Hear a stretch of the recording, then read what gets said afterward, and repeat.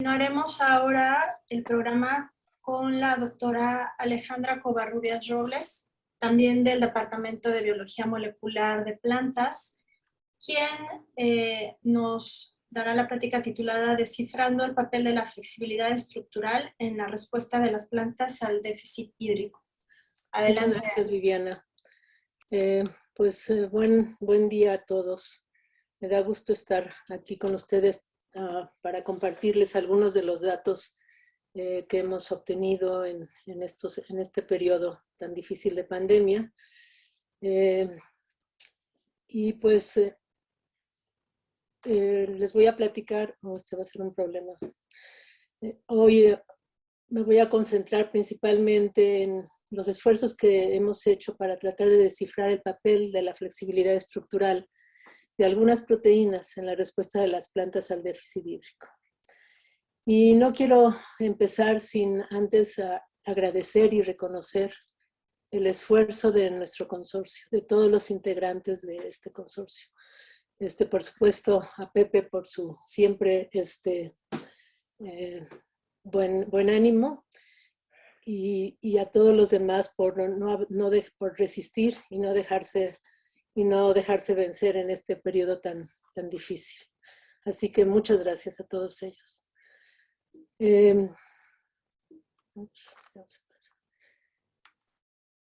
También aquí les muestro los nombres de los integrantes de mi grupo que participaron en estos 2 años, algunos de los cuales ya no están, en azul, y otros que espero pronto puedan finalizar. Esperemos que así sea el próximo año. Y de nuevo, muchas gracias a ellos por su resistencia. También agradezco a todas las unidades de apoyo del IBT, sin duda alguna, que nos han sacado de muchos problemas y nos han ayudado en muchos sentidos. Y a nuestros ayudantes en el laboratorio, nuestra auxiliar doña Chuy, y nuestro laboratorista Jesús Moreno, que mal que bien nos echaron la mano en algunos momentos.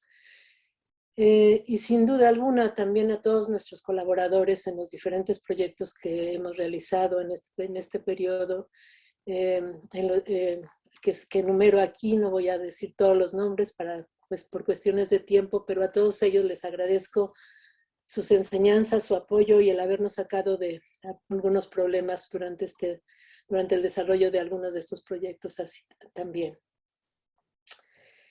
Y finalmente a las agencias financiadoras que sin este apoyo pues tampoco hubiéramos podido avanzar mucho. Y quisiera empezar dándoles un recorrido sobre los proyectos que estamos llevando a cabo actualmente en mi grupo. Hace 2 años les hablé sobre el trabajo que hemos hecho relacionado con los mecanismos involucrados en la resistencia a sequía, a sequía terminal en frijol. No me dio tiempo en ese momento de platicarles sobre también el trabajo que estamos realizando relacionado con la participación de las funciones de los estomas en la resistencia a sequía en leguminosas. Hace 4 años les hablé de los avances que teníamos hasta ese momento sobre el tratar de entender la regulación transcripcional de la respuesta a déficit hídrico durante la germinación mediada por la metilación de DNA dirigida por RNA, trabajo que finalmente se publicó ya y con el cual se recibió de doctorado Miguel Palomar. Otro proyecto que seguramente algunos de ustedes al menos recordarán y que iniciamos ya hace muchos años está relacionado con la idea de tratar de comprender las estructuras y funciones de las hidrofilinas vegetales o proteínas LEA en respuesta a los cambios en el ambiente, del cual les voy a hablar hoy un poco más extensamente. Y esto nos ha llevado también a preguntarnos sobre el papel, la participación del desorden estructural en las funciones de proteínas de señalización involucradas en la respuesta a estrés ambiental. Inicialmente lo estamos realizando en levadura, pero ha avanzado un poco también en relación a en células vegetales. Entonces, para entrar en materia, les voy a recordar a algunos de ustedes y a otros, se los diré por primera vez, quiénes son las proteínas LEA. Las proteínas LEA, que llevan su nombre por acumularse en la etapa tardía de la embriogénesis, late embryogenesis abundant, son proteínas que, como ya mencioné, se acumulan en la semilla seca y también en tejidos vegetativos y reproductivos de diferentes filas de plantas en respuesta a déficit hídrico. Como recordarán, estas proteínas presentan una composición típica de las hidrofilinas, un grupo de proteínas que describimos ya hace varios años, cuyas características principales son la alta abundancia de aminoácidos hidrofílicos y cargados y una baja proporción o ausencia de fenilalanina, triptofano y cisteínas. Estas proteínas las hemos clasificado en 7 grupos o familias en base a la similitud de su secuencia de aminoácidos en plantas, aunque ahora se han descubierto hace ya algunos años proteínas que muestran similitud con estas proteínas LEA y con otras hidrofilinas, las cuales se acumulan en organismos anhidrobióticos, es decir, aquellos organismos que se desecan totalmente, pero que pueden revivir, resucitar una vez que hay agua disponible en el medio.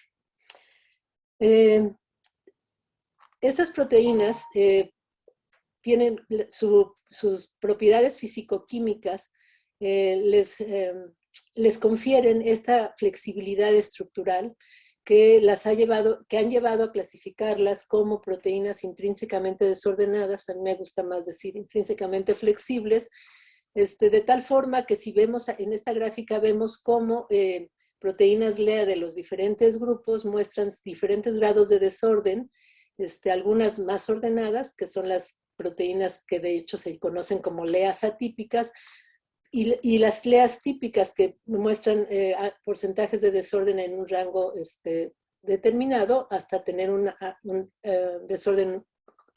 niveles de desorden muy altos.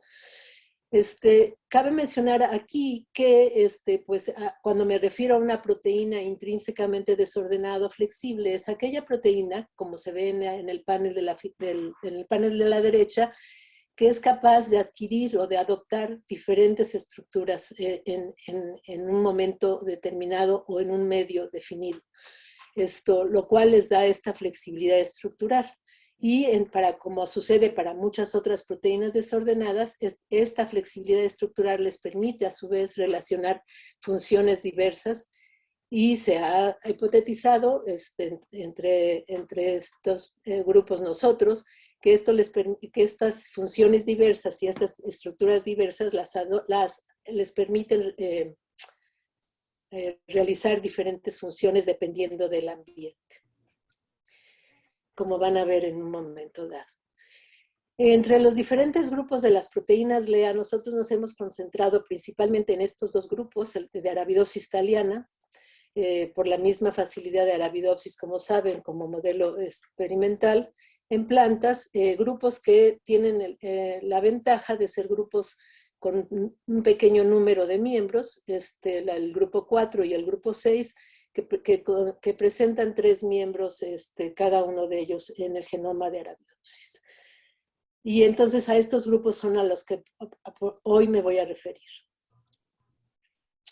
Una revisión, un repaso rápido de lo que hemos realizado en el estudio, tanto in vivo como in vitro de estos grupos de proteínas, se refieren por un lado a la participación de estas proteínas en las plantas, en la planta, demostrando ya que se requieren para que la planta pueda tener un ajuste óptimo en condiciones de déficit hídrico, al caracterizar diferentes mutantes en ambos grupos, donde se observa que en plantas con estas mutaciones presentan desventaja cuando se germinan en medios estresantes, o bien cuando crecen como plantas ya adultas con tejidos vegetativos que en donde las plantas mutantes sometidas a estrés no son capaces de acumular la masa esperada y también disminuye el número de semillas que producen.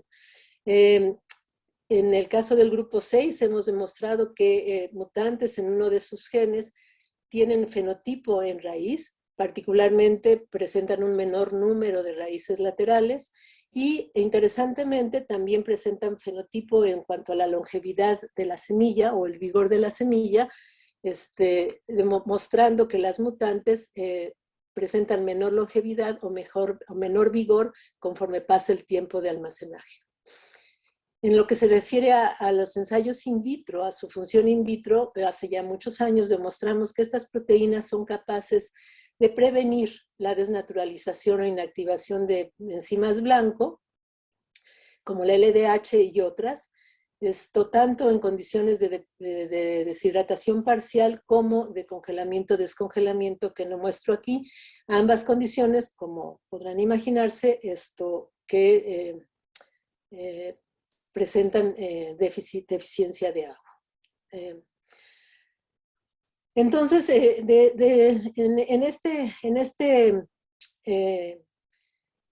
en este campo nos empezamos a preguntar ya también hace muchos años cómo es que la flexibilidad estructural de estas proteínas les permite adoptar diferentes estructuras bajo condiciones de déficit hídrico.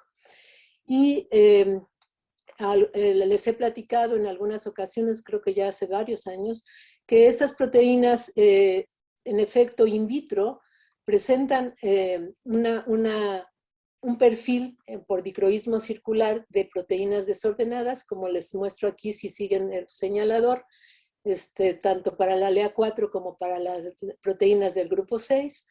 En tanto que si estas proteínas se someten a tratamientos en los cuales disminuye la disponibilidad de agua o aumenta el amontonamiento molecular simulado con polietilenglicol, van adquiriendo estructura, principalmente una estructura de alfa hélice, como se muestra en este perfil, en este espectro de dicroísmo circular. Esto pasa con al menos 2 de los miembros del grupo 4, como pueden ver aquí, y también en menor grado con uno de los miembros del grupo 6, en este caso de Phaseolus vulgaris, pero algo similar ocurre con el de Arabidopsis thaliana. Entonces, esto pues nos decía que en efecto las proteínas están respondiendo, cambiando su conformación a una estructura más ordenada que la que presentan en una solución acuosa, simple, digamos. Y pues la pregunta evidente enseguida es si esto ocurre in vivo también. Para ello se diseñó un sistema con la finalidad de detectar FRET, en el cual se clonaron las proteínas, en este caso tomamos como modelo las proteínas LEA4, entre estos dos fluoróforos, cerulean y citrina, con la idea de detectar FRET si es que al ponerse en una condición de déficit hídrico se compactaban formando una estructura más definida, y por lo tanto, pues, acercamiento de los fluoróforos y detección de la señal de FRET. Estas construcciones se hicieron primero para probar esto in vitro, con la participación de Dante Cosío con su tesis de maestría y de César Cuevas durante su estancia de tesis de doctorado en el laboratorio, demostrando que en efecto in vitro se comportaban, o sea, más bien obteníamos señal de FRET cuando se aumentaban las concentraciones de glicerol, de cloruro de potasio y de polietilenglicol. De tal forma que, por supuesto, pensamos a usar estas mismas construcciones para introducirlas en algunos organismos, entre otros levadura, y esto ya lo hizo César estando en su estancia de postdoctoral en el laboratorio de José Dineni, en el cual en estos experimentos introdujo estas construcciones con la 4.5 y la 4.2, además de un sensor de amontonamiento que ya había sido caracterizado previamente y un sensor de arabinosa que lo decidimos incluirlo por ser una proteína globular, típicamente globular, capaz de sensar en efecto arabinosa con este mismo sistema y los controles. Y lo que pudimos observar, lo que se pudo observar en ese experimento fue que en efecto, tanto las 4,5 como la 4,2, estas proteínas del grupo 4, son capaces de responder compactándose o generando una conformación más ordenada a las diferentes concentraciones de cloruro de sodio en el medio, estando presentes en la levadura. Esto, como podemos ver aquí, este FRET se detecta en las células de levadura sometidas a estas condiciones. Esto ocurre, como era de esperarse, también con el sensor de amontonamiento, pero no con el sensor de arabinosa, que es una proteína globular, como podemos ver aquí. Y esta misma tendencia se observa cuando las células se someten a sorbitol. Entonces, en este primer paso, pues, fue posible mostrar que este cambio conformacional ocurría dentro de la célula también cuando la célula se sometía a una condición de déficit hídrico.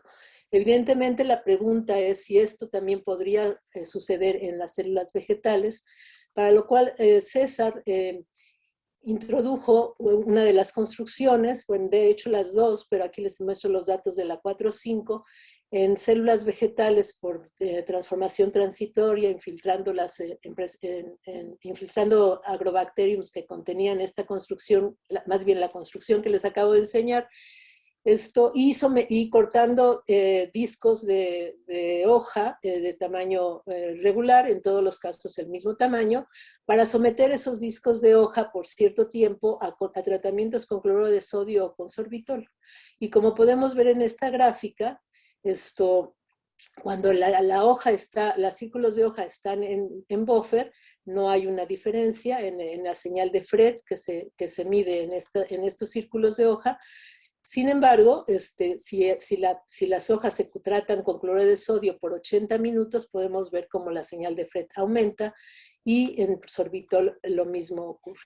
Esto no se puede detectar en el caso de la proteína sensora de arabinosa, que como les dije es una proteína globular, demostrando así que esta proteína flexible de plantas que responde a déficit hídrico, en efecto cambia su estructura, su conformación bajo condiciones de déficit hídrico, respondiendo a los efectos que causa dentro de la célula. De tal manera que, bueno, o sea, esto pues, nos lleva a la hipótesis de que estas proteínas están adquiriendo esta conformación, no digo necesariamente esta, sino adquieren una conformación diferente, más compacta o más ordenada, en condiciones de déficit hídrico, y en tanto que cuando hay mucha agua disponible tienden a estar en una forma más bien más desplegada o con menos orden. Y la pregunta obvia es cómo estos cambios conformacionales se relacionan con su función in vitro. Para ello, César, aún en el laboratorio, había determinado in silico que la región amino tiene propensión a formar alfa hélice y no así la región carboxilo de la proteína 4,5, que es el miembro más largo de este grupo. Y entonces decidimos partir en dos esta proteína, conservando en un caso la región amino y en otro caso la región carboxilo, y realizar los experimentos como los que les mostré hace un momento, demostrando que la región amino, que tiene propensión a formar alfa hélice, en efecto responde a los tratamientos de deficiencia de agua o de amontonamiento molecular formando alfa hélices, como podemos ver aquí, y manteniéndose desordenada en solución acuosa, como podemos ver aquí, en tanto que la región carboxilo, que no muestra propensión in silico para formar alfa hélices, no responde a estos tratamientos, a ninguno de estos dos tratamientos. La pregunta obvia era, con estas mitades, con estas regiones, preguntarnos si ambas mantenían la función protectora o no. Y llevando a cabo ensayos de deshidratación parcial o ciclos de congelamiento-descongelamiento con estas proteínas, tanto las completas como las mutantes, lo que se pudo demostrar es que la región amino, que es la que es capaz de adquirir hélice, es capaz de prevenir la inactivación del LDH bajo condiciones de deshidratación parcial, como notamos aquí, en tanto que la región carboxilo es bastante menos eficiente en realizar esta función. Lo mismo sucede en los ciclos de congelamiento y descongelamiento. Apoyando la idea entonces de que que la adquisición de la hélice es suficiente para que esta proteína pudiera ejercer una función protectora, al menos in vitro. Pues en realidad no nos queríamos quedar aquí porque una de las cuestiones que hemos observado en el grupo 4, y así como en los otros grupos de LEAS, es que hay motivos muy conservados que distinguen de hecho a cada uno de estos grupos, algunos de los cuales se han conservado a lo largo de la evolución desde plantas ancestrales hasta plantas más actuales. Y entonces David Rendón, durante su tesis de doctorado, ha generado un gran número de mutantes, muchas de ellas en aquellos residuos que están muy conservados a lo largo de la evolución en esta familia de proteínas. Estoy hablando del grupo 4. Entonces, aquí podemos ver cómo mutantes puntuales generadas in vitro en varios de los residuos que, como les decía, muy conservados, mantienen esta capacidad protectora y no cambian básicamente su conformación o su helicidad bajo condiciones de deficiencia de agua. De tal forma que quisimos acercarnos un poco más a contestar la pregunta si es la formación de la hélice lo que realmente está afectando la función de estas proteínas in vitro, de tal manera que se dio a la tarea de generar mutantes que pudieran romper la capacidad de formar alfa hélices en esta región. Y generó mutantes dobles, cuádruples y nonuples en esta región, introduciendo prolinas. Y lo que encontró es que al menos en la mutante doble y cuádruple, la actividad protectora se mantiene, en tanto que sí se llega a afectar en cierto nivel la capacidad de conformarse en alfa hélice. Sí, sin embargo, lo que sí observamos es que cuando utilizó la mutante con 9 prolinas en la región amino, esta mutante pierde notablemente su actividad de protectora y también su capacidad de formar alfa hélice, apoyando con ello la idea de que esta formación de alfa hélice sí pareciera ser importante para la función protectora, de nuevo, otra vez in vitro.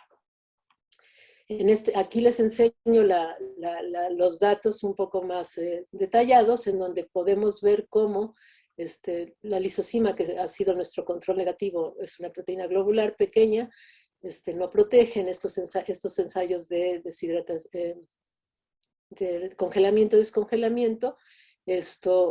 Aquí vemos la región carboxilo, que tampoco protege, y esta es la mutante con 9 prolinas, que vemos que protege menos que la proteína silvestre en estos ensayos de estrés.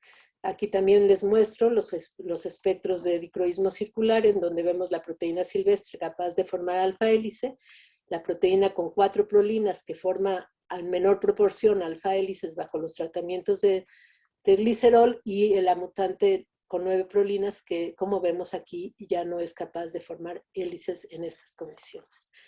Lo cual pues nos lleva a apoyar la idea de que en efecto la hélice, como les decía, parece ser importante para la función de estas proteínas.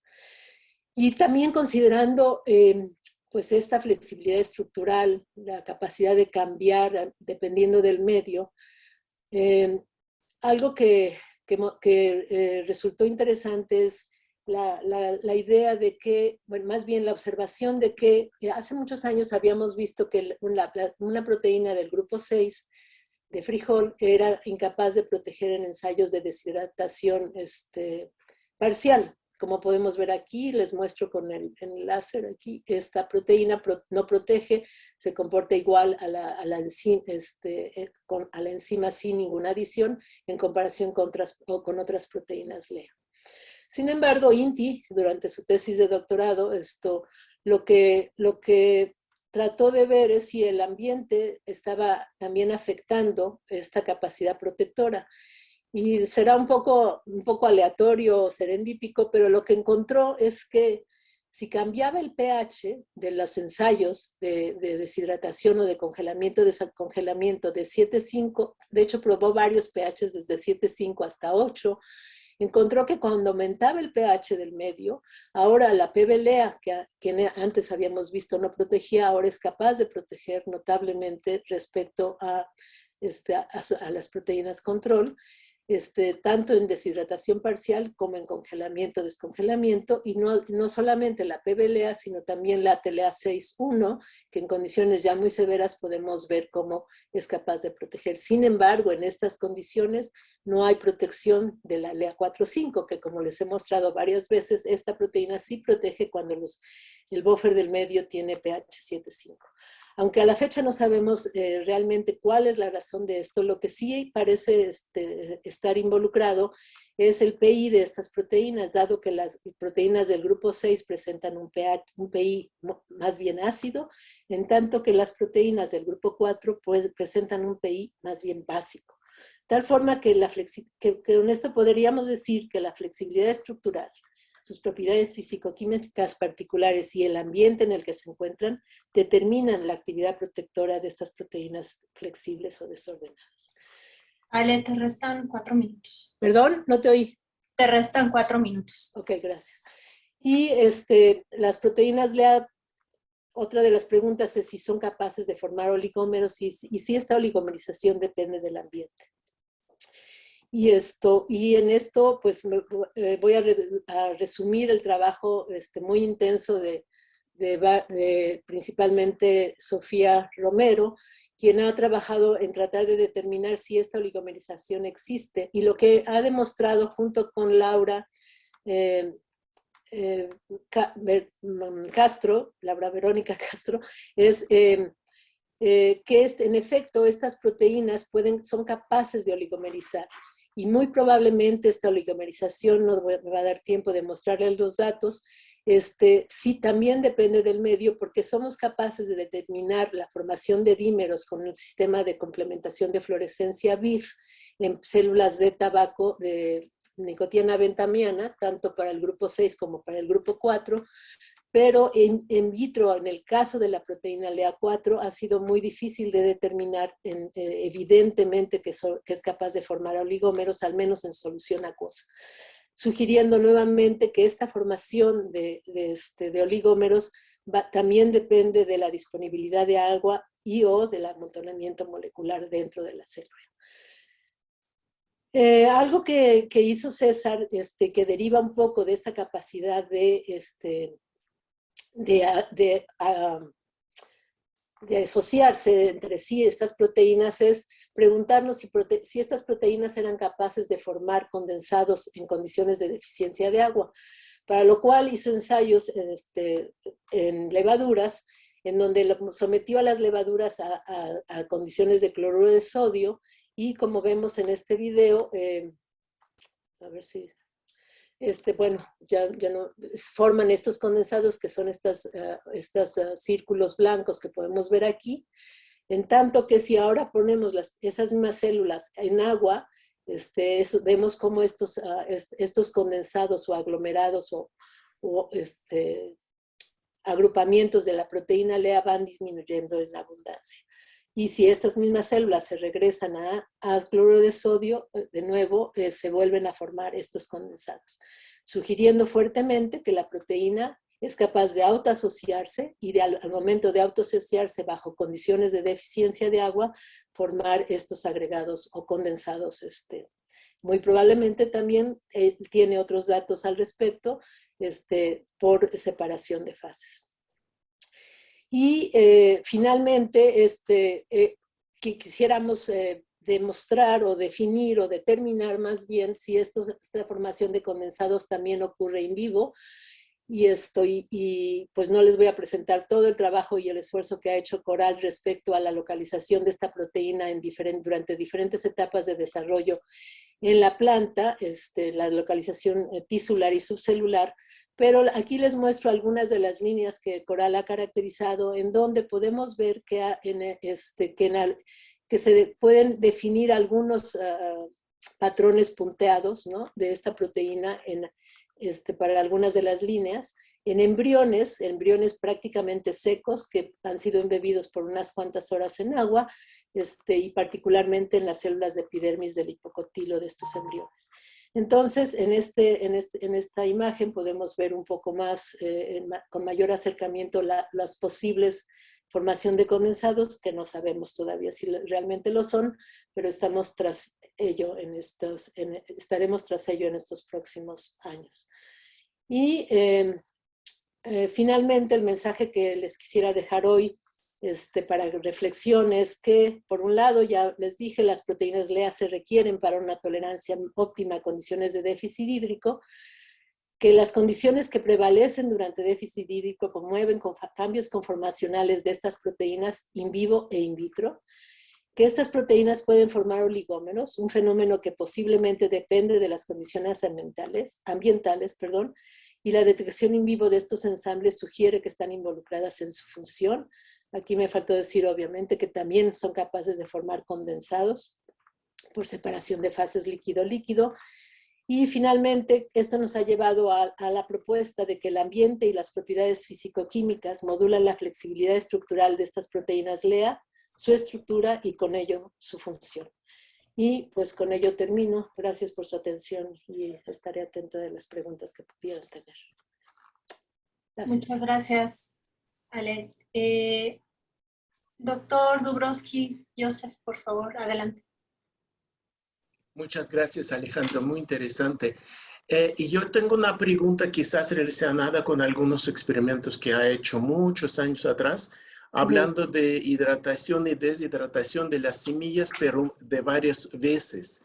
En este contexto, cuando hay múltiples ciclos de hidratación y deshidratación, ¿podemos pensar que dinámica de cambios, es decir, tiempo de cambios conformacionales o de formación de oligómeros puede cambiarse, por ejemplo, en segundo y tercer ciclo comparando con el primero? Es decir, si existiría un entrenamiento de proteínas.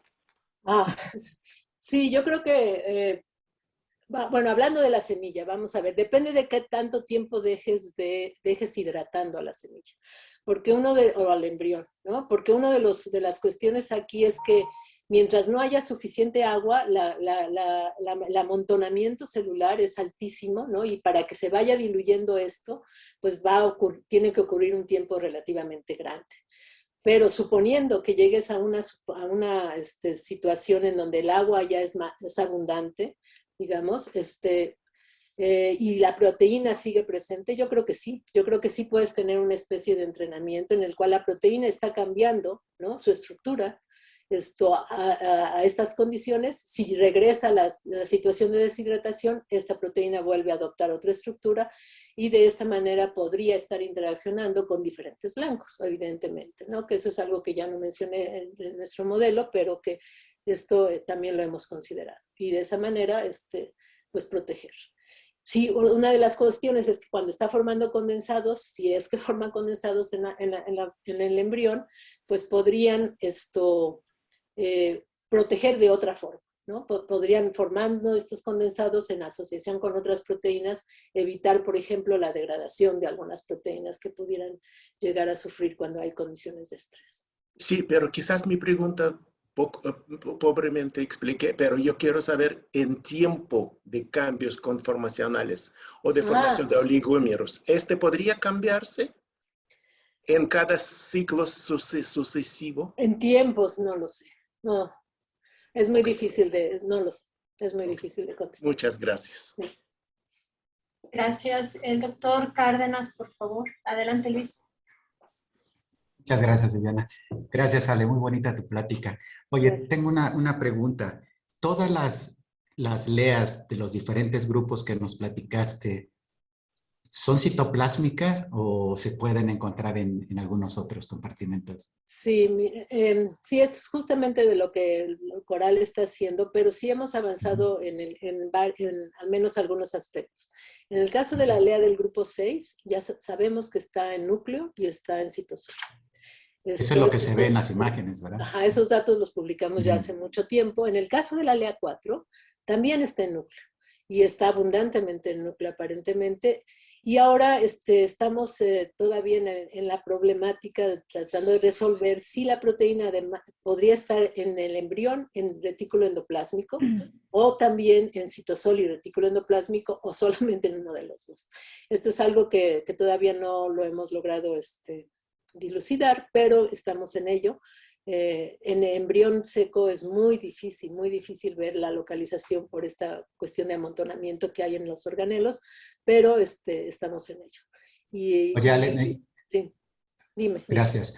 Sí, y nada más brevemente. O sea, cuando tú ves esto, lo de la formación de los oligómeros, ¿son homo-oligómeros o heteroligómeros? Y mi pregunta puntual sería si en condiciones in vivo, esta respuesta de organización estructural respondería de manera similar en condiciones de déficit hídrico o en condiciones de salinidad, por ejemplo, con un estrés osmótico. Sí. Sí, esa es una pregunta interesante que también nos hemos hecho ya desde hace mucho tiempo y pues desafortunadamente no hemos logrado abordarla todavía, era parte de la tesis de maestría de Laura, pero sí, recientemente se ha reportado que hay algunas LEAs que pueden formar heteroligómeros, del grupo 2, particularmente más bien entre proteínas del grupo 2 con diferentes estructuras, digamos, ¿no? Con diferentes estructuras primarias. Y en el grupo 3 también se ha visto que pueden formar heteroligómeros, es decir, diferentes proteínas del grupo 3 pueden asociarse. No se ha probado, o al menos no está reportado, si estos mismos grupos trataron de ver la asociación con proteínas LEA de otros grupos. Y eso pues es algo que sí teníamos en puerta. ¿Y cómo cambia esto en las condiciones? Eso es realmente una de las cosas que quisiéramos, justamente esa era la idea, tratar de ver, ya teniendo las herramientas, si dependiendo de las condiciones podríamos ver asociación entre una y otra proteínas de diferentes grupos. No todas se expresan exactamente igual, ¿no? Aunque sí en condiciones de déficit hídrico, pero no necesariamente en los mismos niveles ni en los mismos tejidos. Entonces son cosas que tendremos que tener en cuenta, pero no te puedo contestar. Gracias. Sí. Gracias. Patti, adelante, por favor. Sí, Ale, bueno, parte ya lo contestaste con Luis, pero es que por secuencia no hay ninguna que vaya a cloroplasto. Sí, hay unas. Hay una LEA del grupo 3 que va a cloroplasto. Porque acaban de describir separación de fase en cloroplasto, que es súper importante para mantenerse. Entonces, sería... Y hay una LEA del grupo 3 que se ha descrito en cloroplasto. Y hay otra LEA también del grupo 3, que es el más heterogéneo de todo, que está en mitocondria. Sí. Y la otra pregunta es, o sea, de acuerdo a lo que tú nos presentaste, la parte que se estructura en alfa hélice parece ser muy importante, pero entonces la otra parte no estructurada, que también está presente en todas las LEAs, ¿para qué sirve? ¿Es para los blancos? ¿Para qué? Sí, la misma pregunta. No, fíjate, en realidad pensamos que sí hay una contribución. O sea, en el caso de la oligomerización, por ejemplo, tanto Sofía como Laura han demostrado que ambas regiones participan más bien en la oligomerización. O sea, si tú tienes a las regiones por sí solas, separadas, podemos ver interacción entre el carboxilo y el carboxilo con el amino, por ejemplo.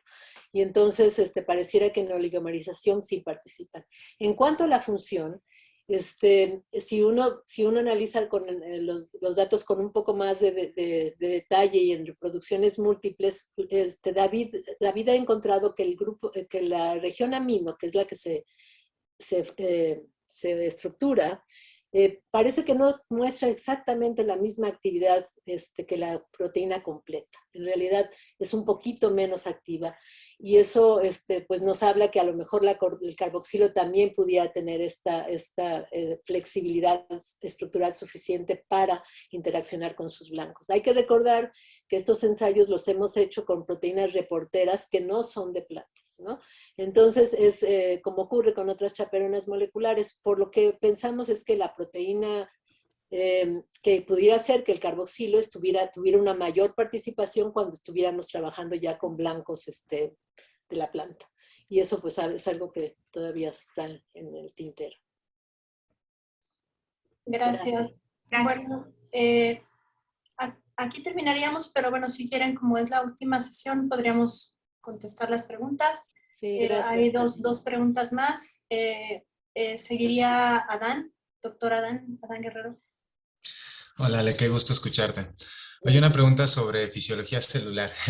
Digo, en muchos sistemas ya se conocen varias proteínas que hacen estos sistemas de transición de fase líquido-líquido y que participan en la generación de pequeños organelos sin membranas en las células. Está el caso del centrosoma, el organizador principal de microtúbulos en las células Así es. no plantas. Sí. Y, por ejemplo, el caso de las proteínas virales no estructurales que nuclean la formación de compartimientos y maquinarias de replicación viral.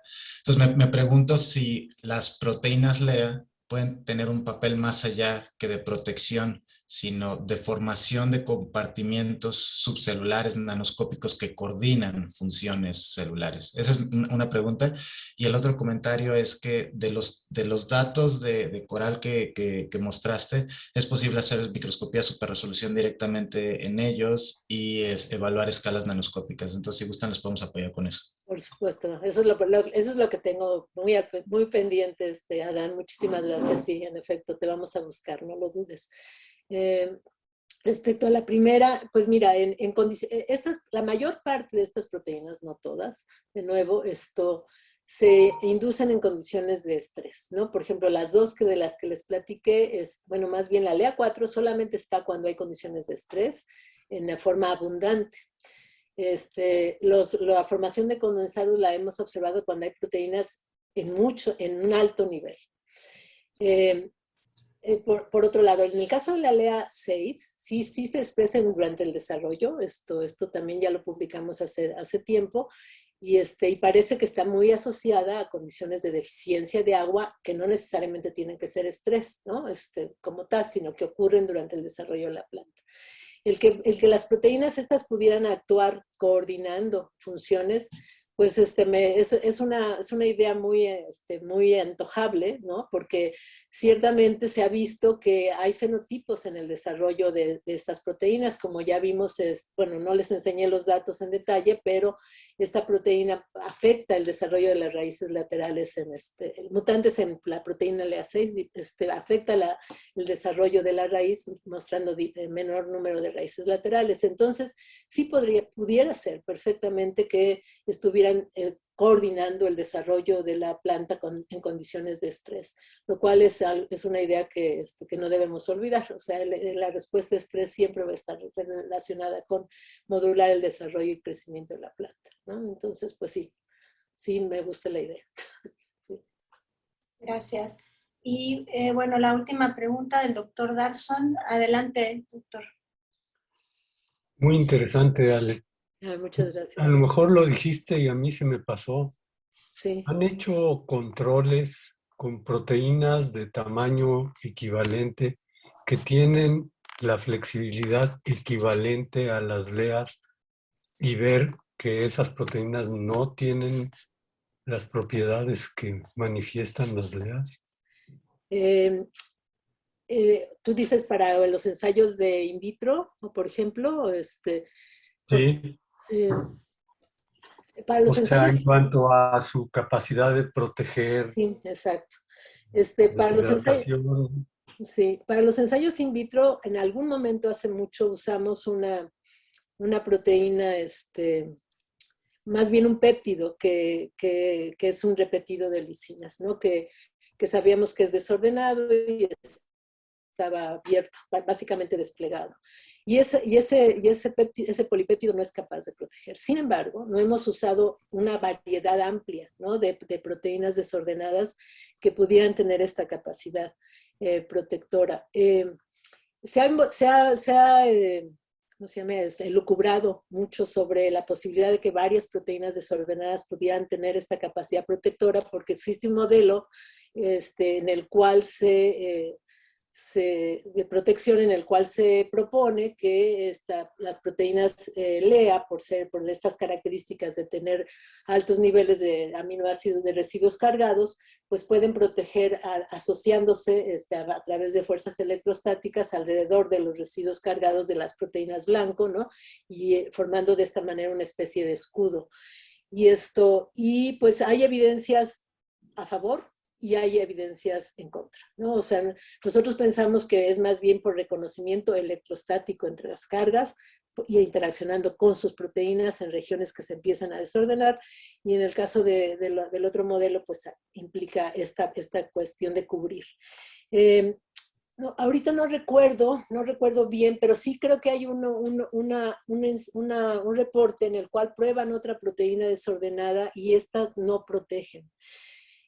Pareciera ser algo que llama mucho la atención, Alberto, perdón, pero es que las LEA, o sea, tienen los dominios muy conservados a lo largo de la evolución, ¿no? Hay dominios que se conservan, pero así, casi idénticos, ¿no?, a lo largo de la evolución en las plantas.